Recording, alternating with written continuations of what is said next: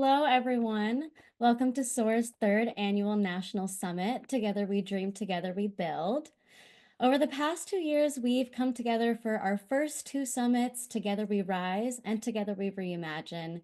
And those were days filled with learning, discussion, community building with like-minded people across the country. And we're so excited to all be back together here today. So as you're settling in, please feel free to check in the chat.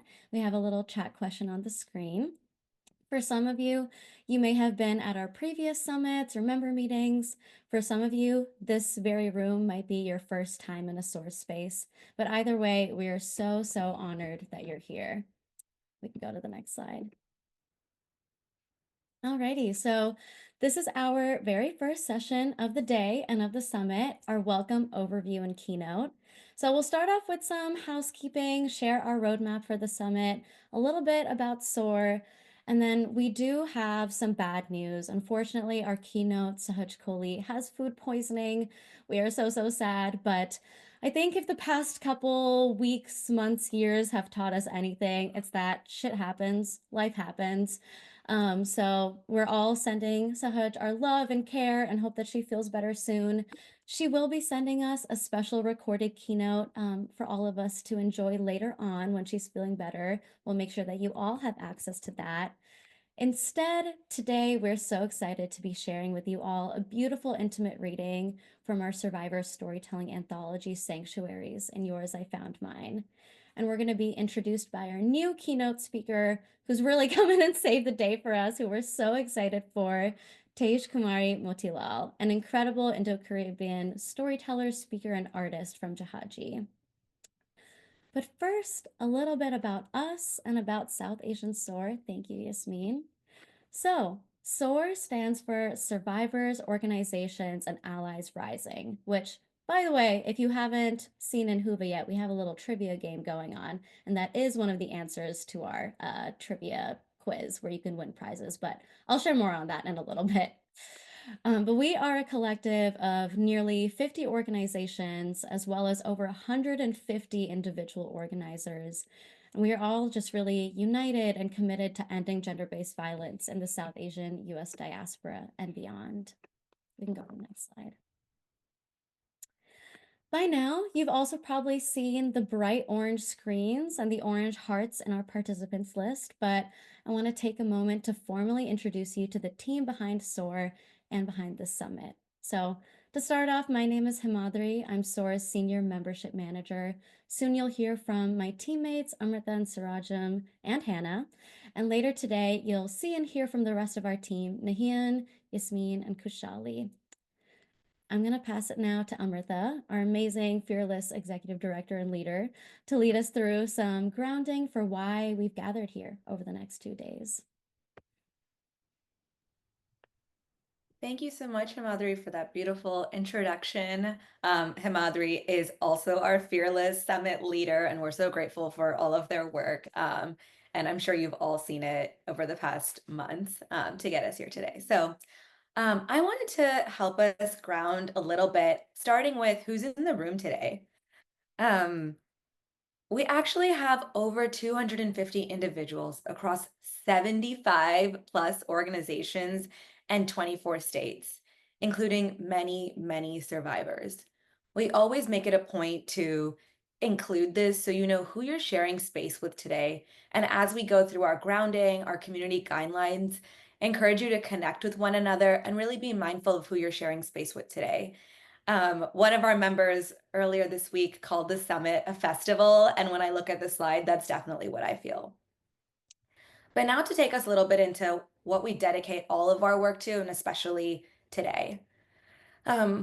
We think of a few groups: to those whom we've lost to violence, to those who are healing from violence, and to those who dream boldly of a future free from violence.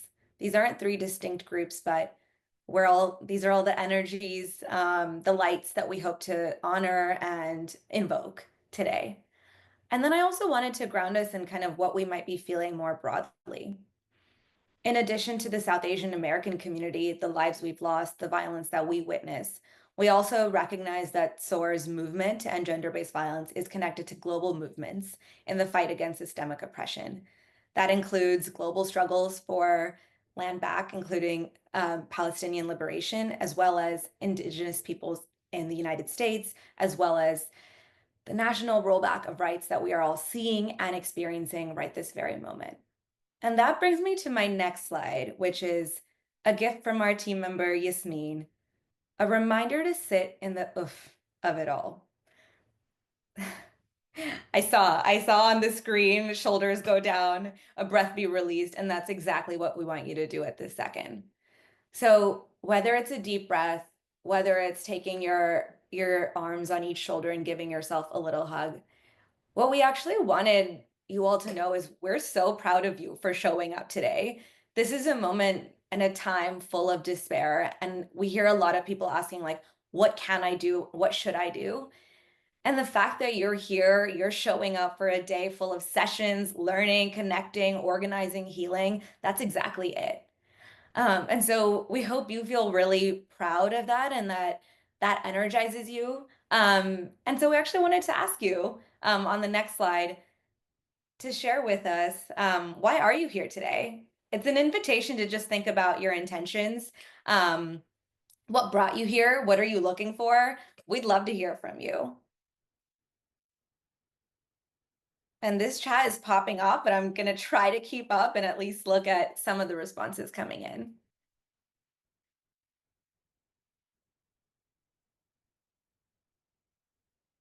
Okay, you can go to the next slide, Yasmin. Um, I also particularly love this quote from Bhumika, one of our members and one of our past sem attendees. And Bhumika said, "What stood out to me was what stood out most was the commitment of everyone involved to make a real and positive impact." I think that speaks for any source space, and I think it's embodied so beautifully in the summit because you just feel that energy pulsing through every session and every interaction. You go to our next slide.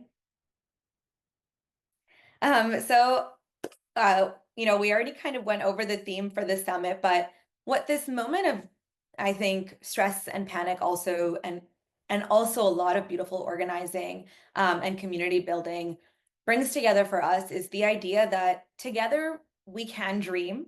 And on the next slide, together we can build. And we were actually torn as a team which one we should go with. And we were like, you know what? You can't just dream, you have to build. And you know what? We can't also build without dreaming together. And so we decided to put them together and make this year's summit title Together We Dream, Together We Build, with the knowledge that together we can reimagine futures free from violence. And together we are the people that will also build that by and for our communities.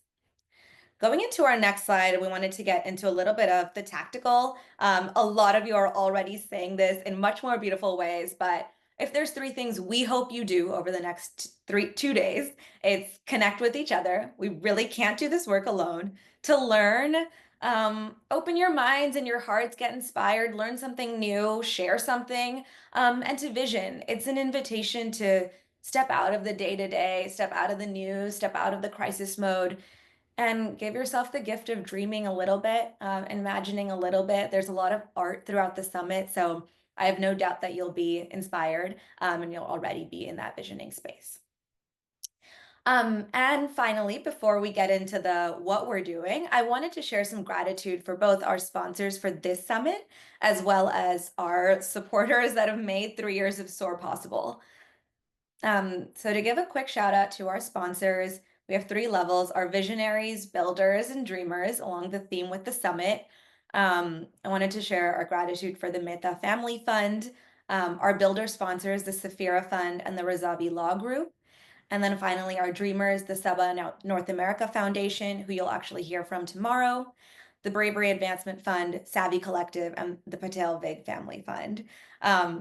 These aren't just business logos. These are actually people who tell us every day how much our work matters and how much they believe in our work. And that's why they've decided to sponsor this event, making sure that their gifts and support also extend to bringing together the entire SOAR community. And so we're really grateful, and you can learn more about each of these in our Summit Handbook. And then a quick shout out to our long-term supporters of SOAR. If you don't mind going to the next slide. Um, you can see all of our logos here, but wanted to give a quick shout out to the Bhatia Foundation, our seed funder for SOAR, and then many of our funders on this slide are also joining us today. In addition to a lot of the foundations that support our work, we have many individual supporters, including several of you. And so we're really, really grateful that it enables all of this to happen. And we truly couldn't put on the summit and do any of our work without you. So without further ado, I'll pass it to Sirajum, who will lead us through a walkthrough of the next few days. Thank you so much, Amrita. Hi, everyone. This is Sirajum. I use they, them pronouns, and I'm the membership associate at SOAR. I'm going to quickly walk us through today's schedule, which you can find in Whova and our summit handbook. Today's theme is community organizing and healing, and you can really see that reflected in our workshops that are being offered today. After today's keynote, we will have our first session block with sessions on worker organizing and culturally specific healing. Then we will have a reading with the incredible writer Fariha Hussein, followed by our community building lunch, where you can connect with members located near you. Then in our second session block, you can learn about the role of men in the movement and youth autonomy. And finally, we will close with an intimate poetry creation workshop. We can go to the next slide. So for day two, we will be focusing on capacity building for organizations. We will start off with a grounding breath work with Purvi, and we will have a keynote from Sujatha Baliga. We have a packed day of sessions, as you can see on the screen, across 3 different blocks, touching on key themes around legal justice, disability justice, restorative and transformative justice as well. Like day one, day two will also have ample breaks throughout, and we will have a special reading from SOAR's Sanctuaries Anthology by our very own Dimple Tabalia. Next slide, please. And we will finally close out day two with Yashika Dutt. You can go on to next slide. Now we will go over some guidelines and housekeeping. Firstly, while we welcome everyone in our space, we want to name that SOAR is a space by and for South Asian communities. We are dedicated to centering and uplifting those that are most impacted, including survivors, queer communities, and working class folks, to name just a few. Next, you can see some excerpts from our community guidelines on our screen, and we will be dropping the link and the full list in the chat. For time's sake, we won't review in depth, but please make sure you review these.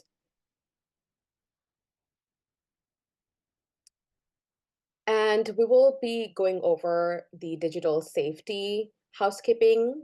We ask that you help us keep the summit a safe space for everyone by not sharing any summit-related links outside of SOAR's membership and summit attendees, upholding our community guidelines that we just reviewed, updating your Zoom screen name to include your name and pronouns, and we request that you don't try to join via your phone numbers, because we will only let folks in with their phone numbers if you have already notified us that you're experiencing audio issues.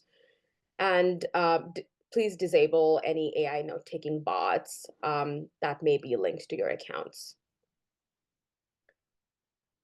Our next note is on accessibility. We ask that everyone in our space speak slowly and intentionally. We have live captioning through Zoom. You can have your cameras on or off. Feel free to be eating on camera, wear whatever you're comfortable in. We are very grateful that you're joining us on a Sunday, so please do what you need to do to relax and take care of yourselves.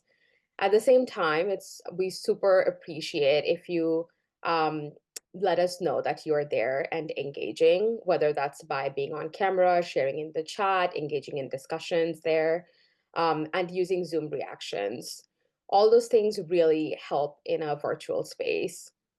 On that note, we will be taking a group photo at the end of today's session, for which we will give y'all a heads up, and you can choose to keep your camera on or off. We will also have frequent breaks scheduled throughout the day, but you're definitely welcome to step away whenever you need.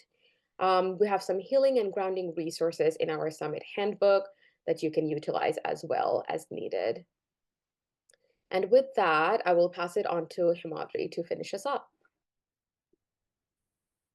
Thank you so much, Sarajam. We're just putting the summit handbook that Sarajam mentioned in the chat. In case you all haven't seen it yet from my many, many emails, the summit handbook is your one-stop shop for all of the links, information, and resources you need during the summit. Yasmin, if you don't mind opening it, I'm just going to walk us through it super quickly so you can see what it looks like and how to navigate it. Perfect. So you'll see, if you scroll down just a bit, there are links where if you click those links, it just takes you to different sections of the handbook. For example, if you can actually just click on the link that says notes, live notes and resources, that would be lovely. So you can see we have resources for the summit, resources from SOAR. If you scroll down a bit, we will have live notes that we're taking for every session, little resource goodie bags with relevant resources and links from that session, as well as that session's materials and slides. And so next week, the handbook will be fully updated with all of the finalized notes, slides, and recordings from every session. But in the meantime, there's a lot here already for you to look at. If you keep scrolling down to the healing resources that Saraja mentioned, you can see that we have some breathing exercises, just different grounding tools that you're welcome to utilize. Um, and then finally, if you scroll all the way down, the last fun thing that I wanted to uplift is if you remember when you registered, we asked y'all to share your book recommendations. So we have compiled our attendee must-read book list, hashtag SOAR Book Club. And spoiler alert, it's a huge list with so many great recommendations. Like y'all have amazing taste. So definitely encourage you to check it out. So this handbook has everything you need, all the session agendas, slides, everything.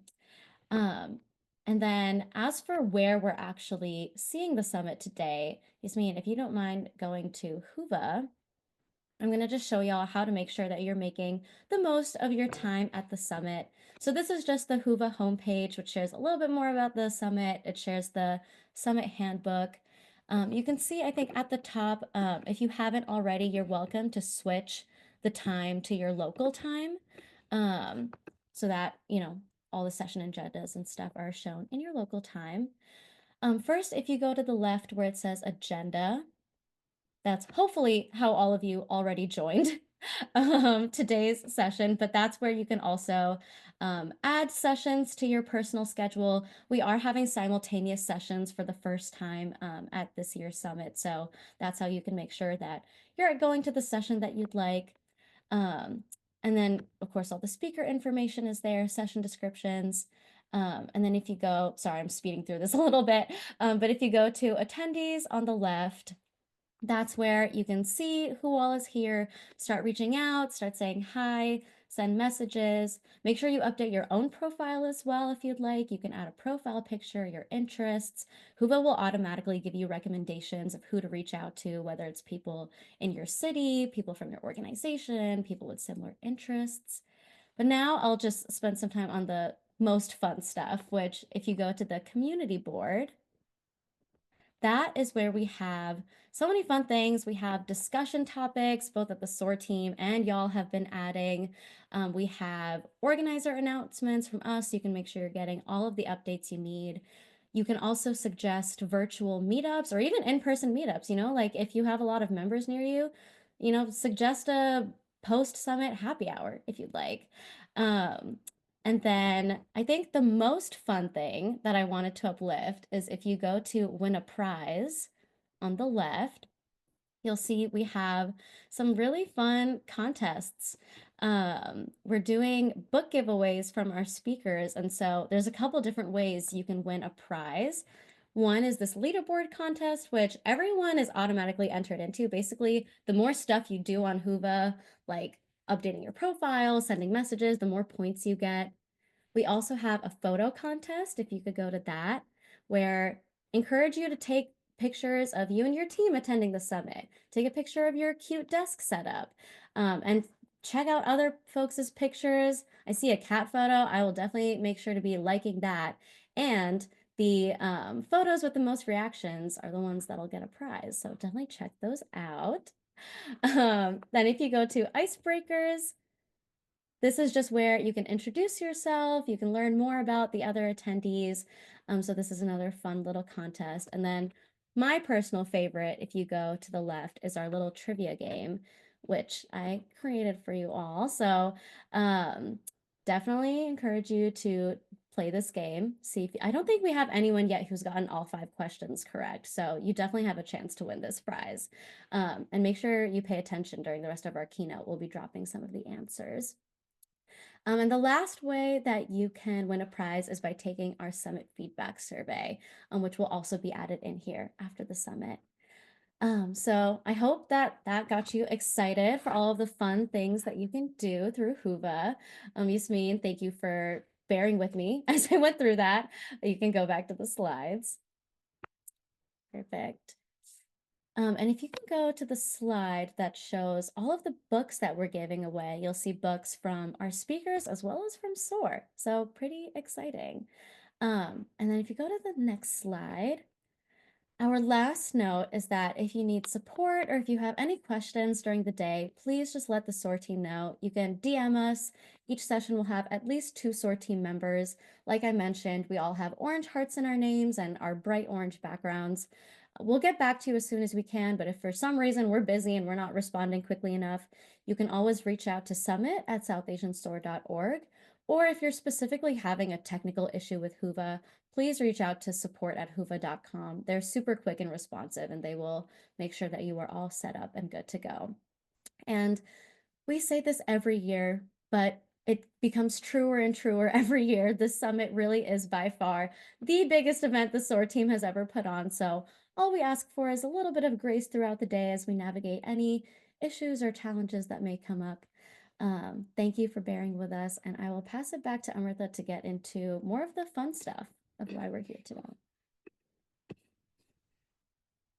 Thank you, Himadri and Sarajam, for all of that housekeeping guidelines and all of the fun stuff. I'm seeing a lot of excitement in the chat around the book. So I see a book club in the SOAR future.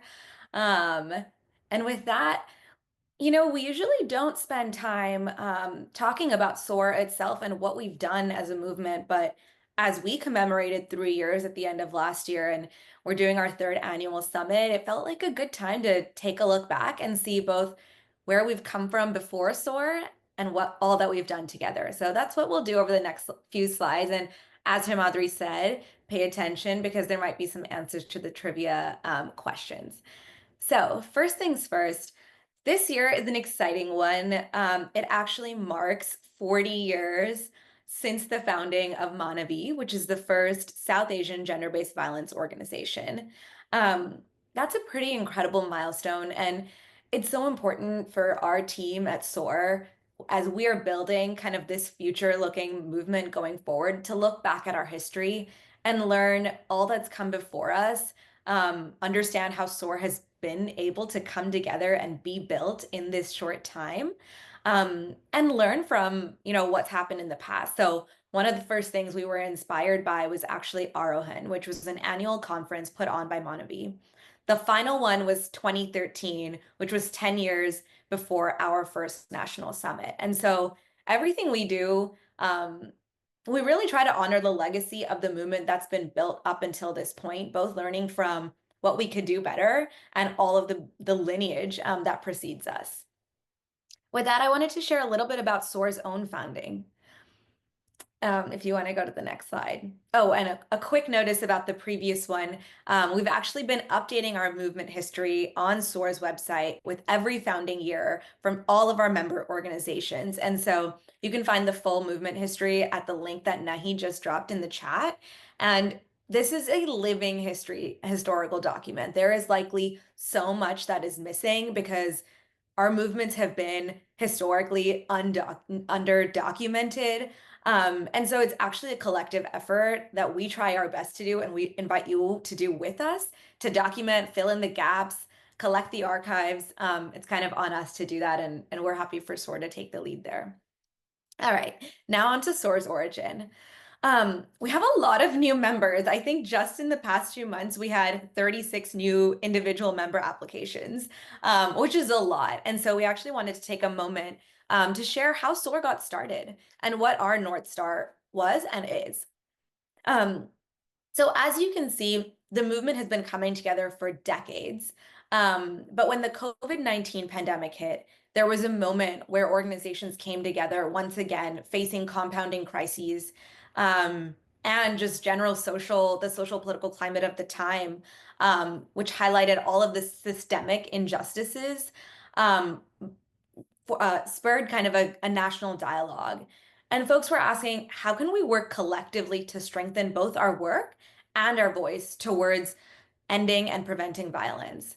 And if you go to the next slide, um, five folks came together. Rachna Khare from Daya in Houston, Aparna Bhattacharya from Raksha in Georgia, Kavita Mehra from Sakhi in New York, Navneet from Manavi in New Jersey, and then Veda, who is formerly at Sakhi, and myself.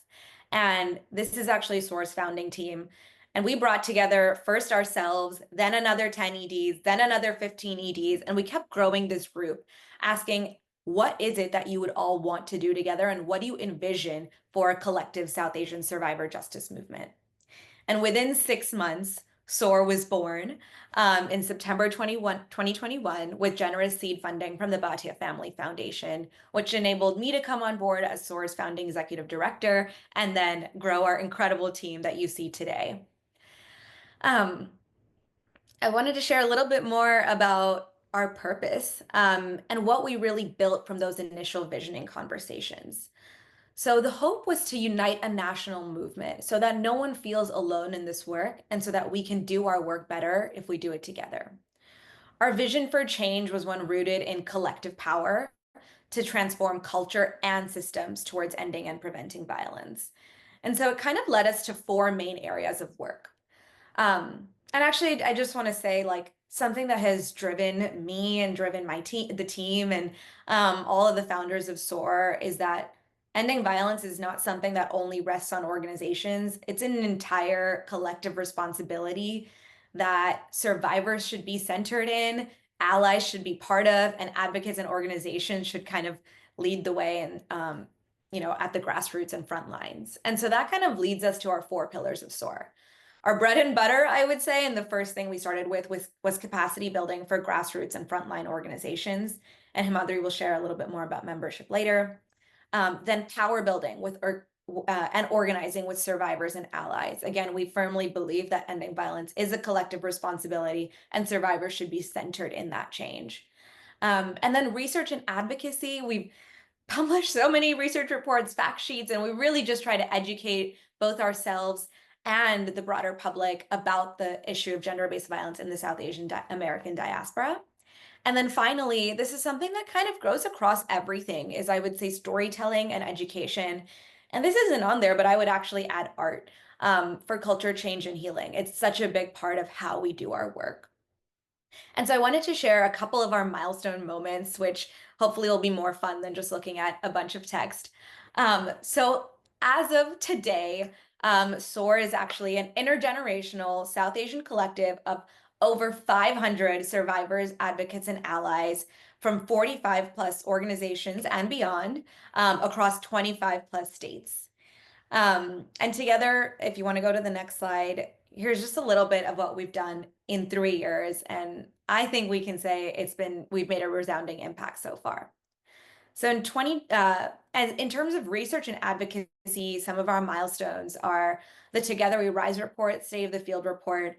And then I think perhaps one of the things that folks are most engaged in and relate to the most is our Their Light Remains series, which honors the lives lost to violence at the end of every year. If you go to the next slide, our storytelling work, we've launched a zine of survivor stories after our first survivor storytelling program in 2022. In 2022, we also published 10 stories of South Asians who have had abortions. And most recently in 2024, and you'll be hearing a lot more about this towards the end of this session, we launched our second survivor storytelling program and published our first book, which was called Sanctuaries, In yours, I found mine, and it's an anthology of survivor stories. You can keep going, Yasmin. Thank you. Our reproductive justice work, just a few highlights. In 2022, we launched our South Asian SOAR Abortion Hub. Under that, we have a collective statement, a briefing, abortion care guide in 20 South Asian languages. We also put out advocate tools related to this. And then most recently, in 2024, our organizers actually led a project to publish a zine on consent and boundaries. And that's probably our first foray into really making education around prevention accessible and culturally tailored to our community. And finally, before I pass it to Himadri, a huge part of this has been our national summit. So we came together in February 2023, just on the heels of our first Their Light Remains series. I think feeling shaken, but feeling the strength of our collective, we knew we wanted to bring everyone together. And that was just our first pass at coming together. And I think it was evident in that first session how powerful it is. To be together. And so we built on that. 2024 expanded our summit by the number of sessions, expanded the days, and then we got to today, which Himadri shared a little bit about just how big our summit is today, and it's our biggest one yet. So again, we ask for grace as we kind of navigate any challenges that might come up. With that, I'll pass it to Himadri to share more about membership. Thank you so much. Yeah, we just wanted to share what are the resources that we offer to our organizational and individual membership networks. Everything is really focused on capacity building and community building. We have our member listservs, our member events like the summit, our resources, so many of which Amrita already shared, plus some ones that, some new ones on the screen, like our monthly newsletters and our case management program. And if you go to the next slide, you can see another resource that SOAR just created and publicly launched, our Transformative Justice Workbook, IMCON. We actually debuted the first chapter of this workbook for the first time to our members at last year's summit. This really has a lot of incredible tools and tips for South Asian advocates and organizers that want to implement TJ into their practices. And transformative justice really is one of the key themes of our summit. And speaking of our commitment to transformative justice, if you go to the next slide, you can see yet another resource that we debuted last year and just publicly launched again on our website, our movement commitments, which were created by the SOAR team as the foundation for our vision and framework of survivor justice. These name our commitments to disability justice, climate justice, racial justice, and so much more. And while we recognize that these may not represent the views of every individual or organization in our network, we really hope that it'll serve as a North Star for our movement and start important dialogues in our collective. We're putting in the chat a few of the commitments that are on our screen that we felt were especially relevant for today's sessions. There's gender justice and sessions on engaging men in the movement. With economic justice and anti-capitalism, we have sessions on worker organizing. So just take a moment to read these, sit with them, check out our full movement commitments, and we really hope that these will be, something that you can look to. And we were really grateful to put these together. I'll pass it back to you, Amrita. Thank you, Madhuri. Final thing from us before we go into the exciting keynote for today is just coming back to what I was saying at the beginning. This is a moment of panic and stress and maybe just a lot of anxiety around what's happening. And at SOAR, our call has always been to respond to what our members need from us. And so I wanted to share a little bit of what we're doing to meet the moment. First up, we have been putting together, and we've already started doing a needs assessment with EDs and orgs, really understanding what are the top challenges right now. We've already begun to hold ED leadership forums where we're supporting EDs to navigate the myriad of challenges right now, as well as launched an ED listserv. So if there's any EDs on this call, rest assured, we're here to support you.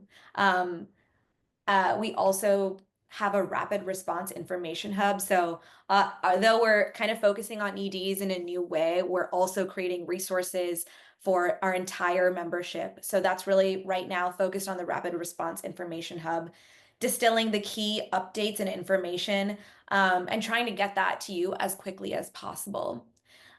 This is things like legislative changes, guidance for organizations, funding related changes, talking points, anything you might need to navigate these moments. For all of our advocates, and this kind of goes for any staff at a member organization, expanding our case management program. Um, though it's case management, we actually encourage you to reach out with um, anything that you need support with, and the SOAR team will do our best to connect you with that support. You're obviously always welcome to use our listservs as well.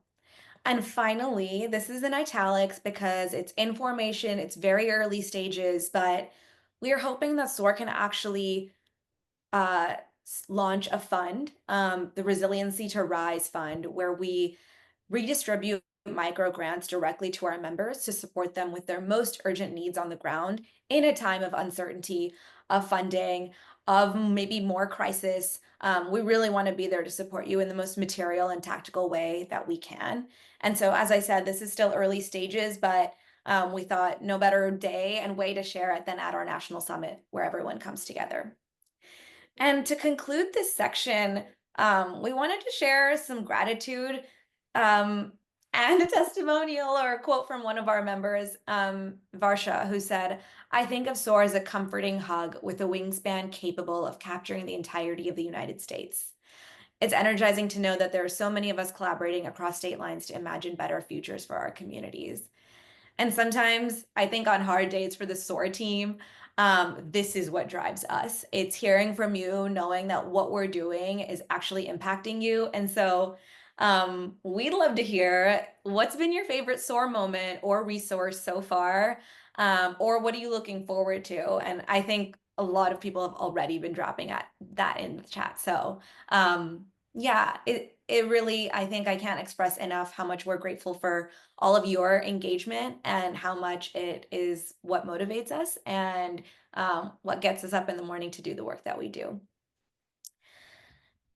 And now, I think we're ready for the big moment. For anyone that joined late, if you go to our next slide, we're we're sad that our original keynote speaker, Taij, couldn't be with us today, but we are so grateful, so excited to introduce our the person who saved the day for us, truly, and is about to blow us all away, Taij Kumarie Moteelall. Taij is a visionary artist, healer, and entrepreneur, as well as the co-founder of one of our member organizations, Jahaji, and the principal at Media Sutra. At Media Sutra, Taij merges transformative storytelling with strategic resource mobilization to foster self-determination among BIPOC artists and culture workers.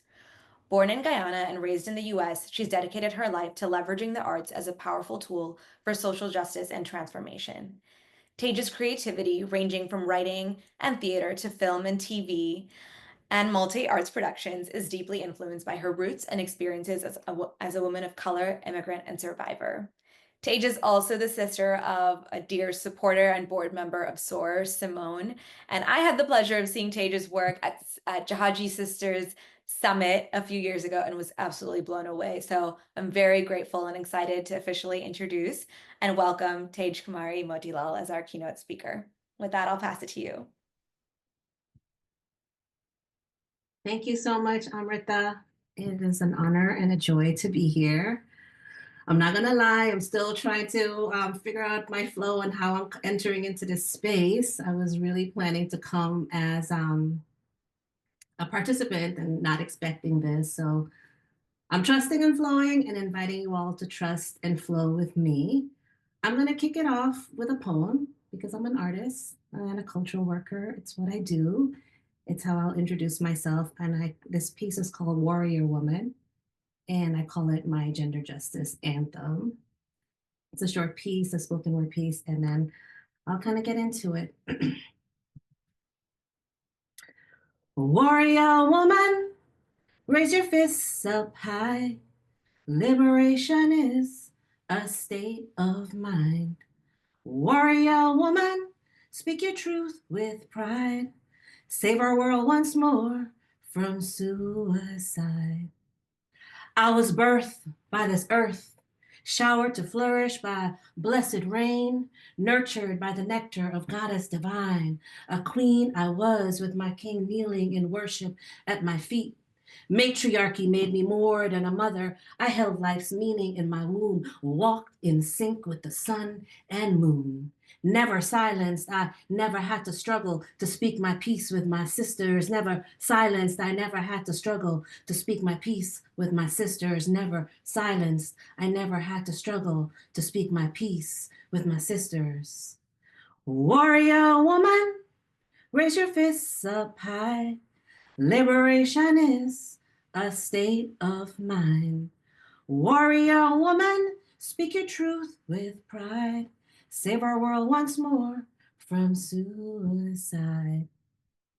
And then the world turned around, flipped over, forcing me captive beneath bounded men captured by colonial crowns. So I planted new seeds, grew gardens of hope, delivered my daughters to walk in sync with the sun and moon, with strength built into the streams of my soul and stitched into the seams of my pat dreams. I hoisted the weight of the world and carried it across sea to shore, and even silenced, even silenced, I speak my peace with my sisters in struggle.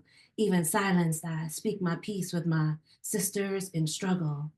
Even silenced, I speak my peace with my sisters in struggle. Warrior woman, raise your fists up high. Liberation is a state of mind. Warrior woman, speak your truth with pride.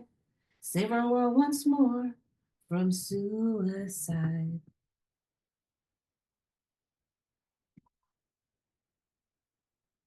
Thank you.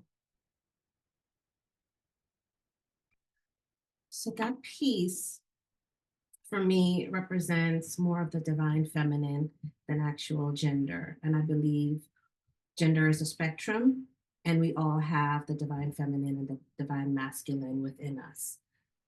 So I just wanted to name that also. We all have, I'm a Hindu. I'm a goddess worshiper. I'm a fierce, loving worshiper of the goddess Kali. So I believe that, yes, we can be the Lakshmis, the light and the joy, but there's moments in time where we also have to just be able to cut some heads off and drink some blood, um, and save the world and be that fierce warrior. So that's what that piece evokes. And it reminds me that inherently, pre-Aryan, pre the way that Hinduism has been weaponized against us right now, that we were a fiercely earth-loving, connected people to spirit, to the earth, and it's our indigeneity that is so important in this moment of time to remember and go back to, not the way that our spiritual traditions has been weaponized against us. And this is also what the piece speaks to. Um, I was recently on a webinar with Indigenous elders from this country. And one of the things that came out of that for me was they talked about remembering the old ways, right? Looking back. And they spoke about also creating the new.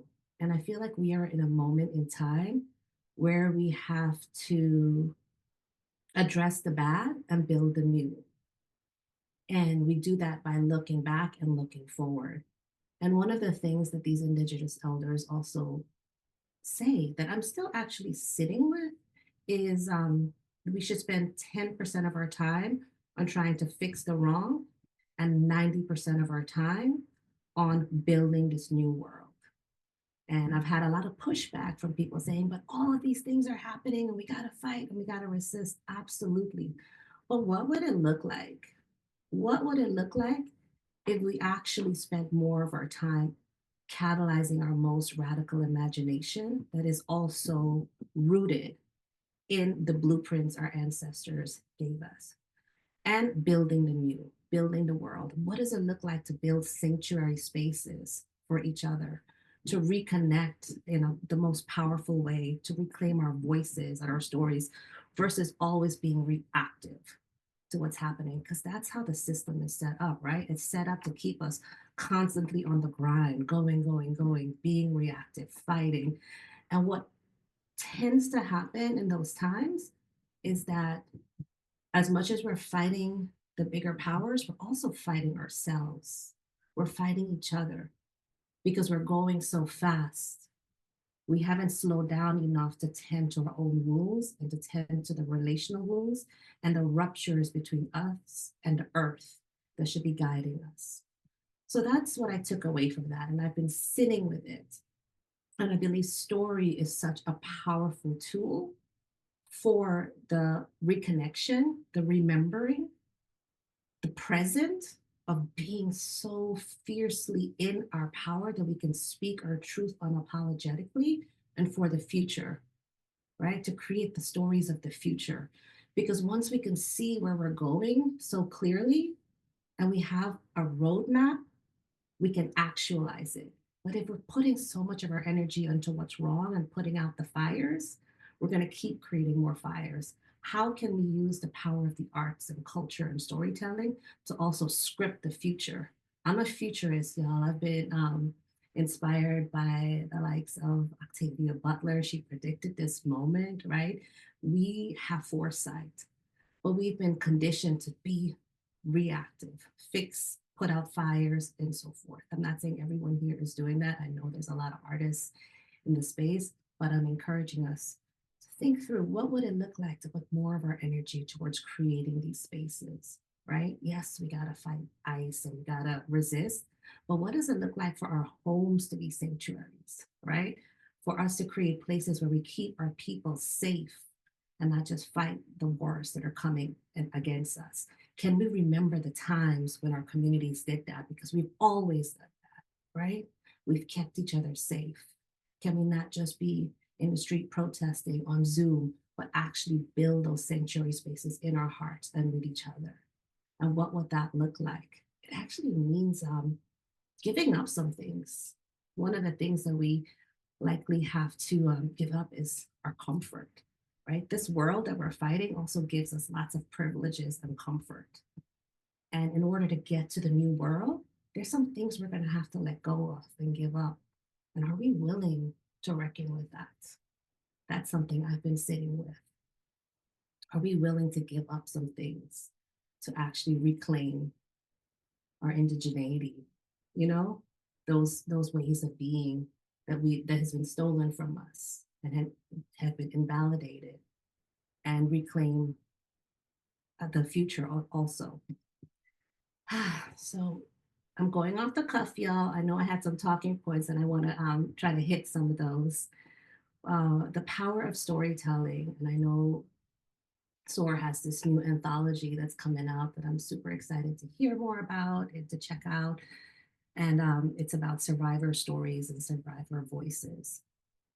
And I really believe so much of my work in Jahaji has been rooted in sitting in circle with survivors to support them, to share their stories, to speak their truth as a way of validating, right? So much of us have been convinced that what happened to us is not even real, or it's not that bad, or you can stay in and it's just the way things are, right? But just validating that this is not right and we need to speak up about it and articulate it. So much of us keep secrets in the family, right? To keep the family together towards our own detriment. So this form of storytelling that we've been doing with Jahaji and that SOAR is doing also is one of the first steps towards even saying our truth, our lived experience is valid and it needs to be shared. It's also a form of agency and power building to actually take control of your narrative and not have someone else speak your story for you builds internal power. It's healing, right? To be able to share your story and to be witnessed and heard in your truth, where you're not being gaslit or told that this is just the way it is so deeply healing to have someone say in a circle, I see you, I hear you, I love you. Your story matters. It's deeply healing. And I believe that this is a political act to be able to take these hidden truths, these things that's only shared in our sacred circles where we feel safe, to then be able to take it out to the public, right? There's these intimate personal narratives that we can be supported in circles, right? To surface, to share initially, to heal, to be empowered, to have agency and sovereignty.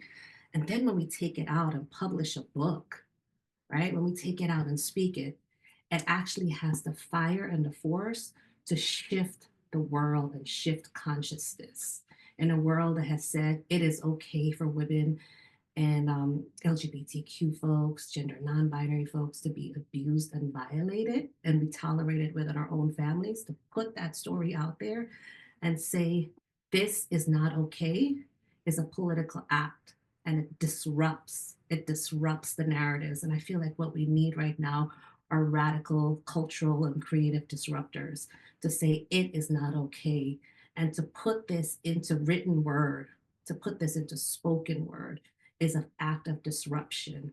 And I'm really excited that SOAR is taking the step to disrupt and to share it. And many people have been doing this over time, and we have to keep doing it. And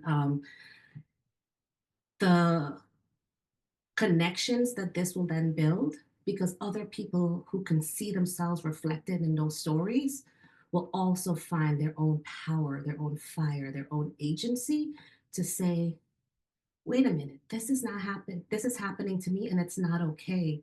I can also share my story. So the ripple effects of the storytelling anthology is going to be expansive when other people can read it and say, I too have this story and it is not okay. So I see this as a powerful movement building tool to reach beyond the choir, to reach beyond the circles, for folks to sit and be validated by knowing that their story is shared by others and it has become part of the public narratives. So when we take these private narratives and make it part of the public narrative, it's disruption and it's creation, right? It's creating a new counter narrative to a society that says it is okay, right? We have a president right now who the majority of this country has said it's okay to put someone who has violated women into the highest position of power. And every small act that we put out there to say it is not okay is revolutionary. So I am super excited about this anthology coming out and for us to give ourselves permission to speak our truth and give other people permission to own their truth and then speak their truth. Because owning our truth is the first step, right? We got to own it and we have to build the power to say, I can speak it. And something else I want to touch on right now also is the radical imagination piece, right? So we can own our truth and we can speak it, but it shouldn't end there. Part of our storytelling is also constructing the future, building new futures and new worlds. And I want to speak a little bit about one of the projects that I'm working on within the Indo-Caribbean community that's called Jahaji's Rising. And I don't know how many people know of the story of Stacy Singh. She actually sits right here on my altar from when I went to her funeral. Oh, it's emotional to tap into Stacy Singh. But in 2018, the first homicide in New York City was the murder of Stacy in an act of intimate partner violence. And it shook us. It shook our community. January 1st, 2018 is the first news we all woke up to and started calling each other and talking about it. And it was a moment when Jahaji had gone through a lull. We had burnt out as a volunteer organization and we were kind of coming back. And it gave us so much energy and force to start organizing again. We organized the vigil, and it was the largest turnout we started to see in our community. It just hit differently because it was the first of the year. And it hit differently, just trigger warning, because it was also a murder suicide in our community. So it brought people out in force.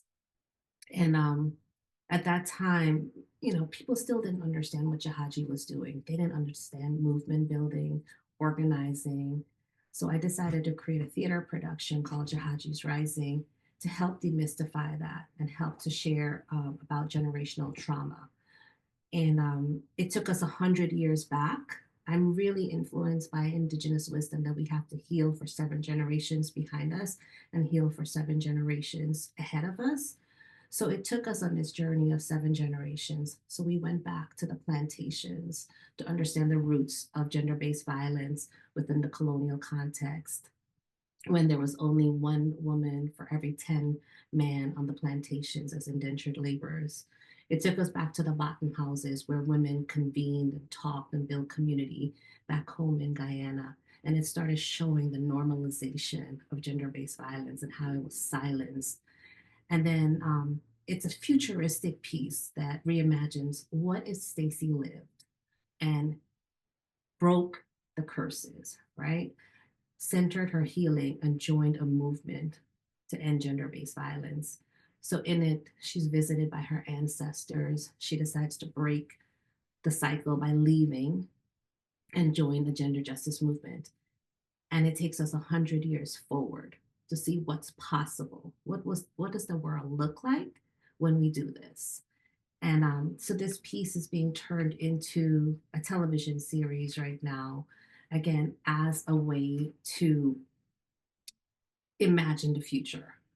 And while the first iteration really helped to bring more of our community in and help them understand movement building and healing, because I think most people saw us as the group who hated men or the group who, that everyone tried to fit us in a box that direct service was all we should do. And why aren't they doing more direct service? What are they doing?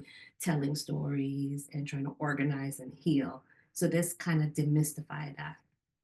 And the next iteration of Jahaji's Rising is going to be teasing out a transformative justice process, right? Because beyond visibilizing gender-based violence, beyond speaking our truth, how do we actually want to heal and become whole again, right? I identify as an abolitionist. I don't believe in the carceral state. And I think for most of our people, trying to understand our world without bars, where we're not calling the police, where we're not going to, the carceral state as a form of retribution, is still outside of the realm of their imagination. So the next iteration of Jahaji's Rising, the protagonist, Savita Singh, chooses a TJ process. And we get to see this teased out. If you can imagine on television how many cops shows are out there, Law and Order, and all these things, it continues, these stories and these narratives continue to promote. That's the only way to get to justice, right? That's the only way for us to feel a sense of resolution or redemption.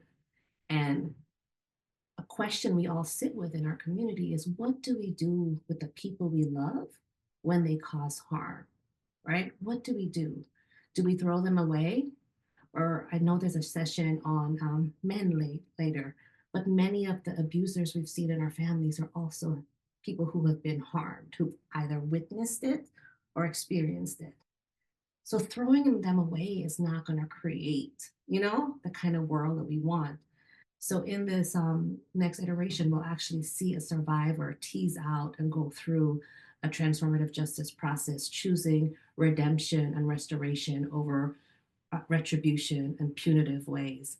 And it's not going to be easy, right? It's not, it's just not easy to face your abuser and try to heal and come back into wholeness. But that's where we're going next. And that's how I see this notion of storytelling threading through past, present, and future, going back to the past to remember and reclaim through stories, listening to the stories of elders, reading the stories of the past, reclaiming the stories of the past, present, being in our sovereignty, our agency, our power, and speaking our truth unapologetically as a fierce, loving force to be seen, heard, and witnessed, to heal, and to be able to find the floor beneath our feet, to take action, not action alone, but action in community to start transforming the conditions of our time. And then being futurists, right? creating and channeling and projecting stories of the world we actually want to live in, where we want to go and what we want to get to.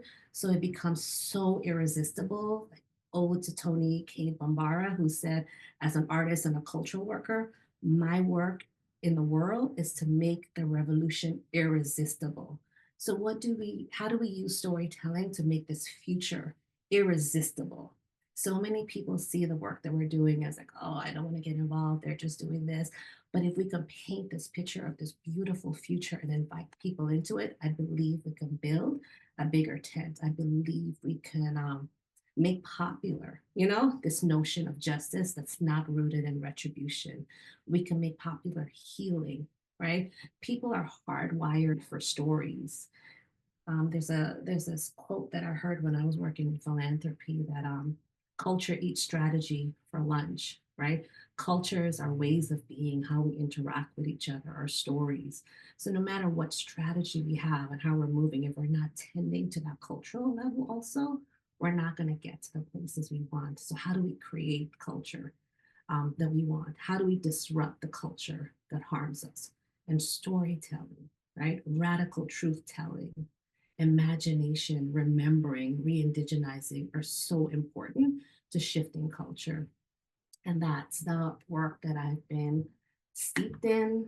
I know that's the work that is also central to SOAR with this publication and the work that you all are doing. It's been central to Jahaji and who we've been and how we've been moving in the world. And I'm really excited to just be in community with you all. I hope that I've touched on the talking points that I was invited to speak to and that this resonates. And I'm grateful that I was able to step in and just connect with you all in this way with my voice, with my truth, with my stories. And I will close out with another poem. It's a newer piece. It's more of a free write than a poem. It's called The Fire Between Us. And this piece is part of a series that I'm doing that is around restorative justice and transformative justice. I believe we can't take anyone where we haven't been, right? We cannot take anyone where we haven't been. Justice, healing is an embodied journey. We can't just read books and have theories and strategies. We got to put ourselves in the fire, right? To become the embodiment of the futures we're trying to create. And one of the biggest things that gets in the way is the harm that we sometimes inflict on each other in movement spaces, right? And this is not by default, it's not by accident, it is by design. The tool that the British wielded against us, and it's one of the most effective tools to this day, is divide and conquer. And in this moment, with the crisis that we're in, the chaos before us, if we're not able to come together and be resilient and strong and locked in, how far are we going to go? How far are we going to go? And in order to create a future where restorative justice and transformative justice is possible, we have to sit in that fire. We have to practice it. And not as a way to address harm when it happens. It's a way of being. How does restoration and transformation become ingrained and stitched into everything that we do? How do we move in circles? How do we make sure every voice is heard, that we're witnessing and seeing each other? That's what restorative justice is. It's not just a tool we bring in when harm has been caused. And how do we become so connected and healed personally and relationally that we are an unstoppable force, right? And because so much of our movement spaces and our organizations still inhabit, the harm that we've experienced. We're not just people who've survived, right? Those the harm that's been causing us is still in our bodies. Resma, who wrote the My Grandmother's Hand, talked about how the harm lives in our bodies. So if we're not actually, getting out just of the mind space and healing in our bodies and how we relate to ourselves and each other, we can't create the world that we want. So this piece, The Fire Between Us, speaks a little bit to that, of how we have to tend to that fire between us, to be in right relationship, to be healed, to be well, to build the forces we need to survive and to thrive. So I'll close out with this piece. Just need to find it.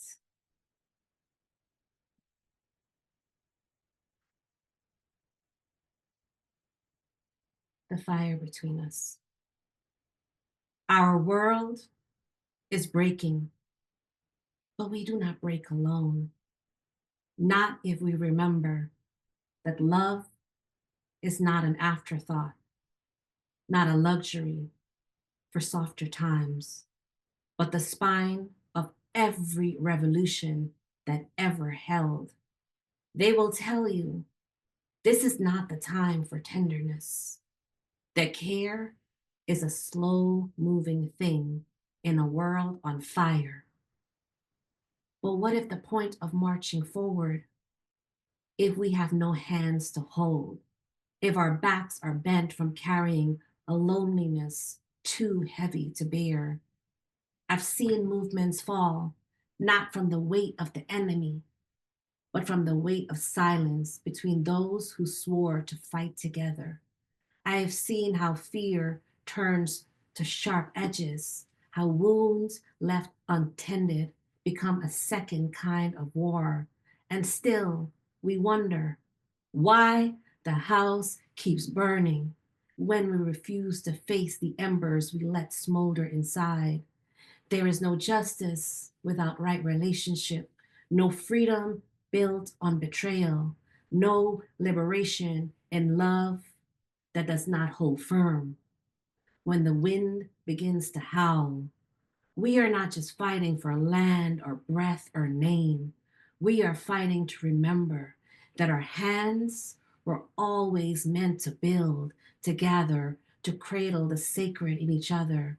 The resistance is not just what tears us down, but what we are willing to nurture, what we are willing to stand inside of and call home. So let us be bold enough to choose each other, to hold fast even when the ground shifts. Let us make love a place where no one is left outside the door. Let us call relationship what it is: the first revolution, the last refuge, the fire that still burns when all else falls away.